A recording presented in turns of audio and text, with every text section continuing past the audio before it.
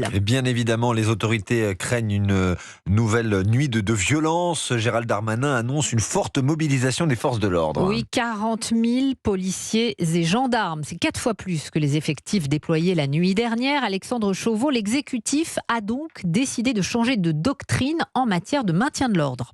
Oui, alors que les forces de l'ordre avaient reçu la consigne hier soir de ne pas prendre en chasse les refus d'obtempérer et de ne pas utiliser de LBD, Gérald Darmanin a appelé ce matin à la plus grande fermeté. Le ministre de l'Intérieur s'est entretenu en fin de matinée par visioconférence avec les préfets. Tous les effectifs qui peuvent être rappelés vont donc l'être dans les prochaines heures. 40 000 policiers et gendarmes déployés donc ce soir, vous l'avez dit, dont 5 000 à Paris et ses environs. Les hélicoptères de la gendarmerie seront également mobilisés avec des missions de reconnaissance et peut-être de projection, tout comme les cybergendarmes chargés de surveiller le Darknet ainsi que les réseaux sociaux. Et puis selon les informations d'Europe 1, le RAID, la BRI et le GIGN seront également engagés en réserve ce soir.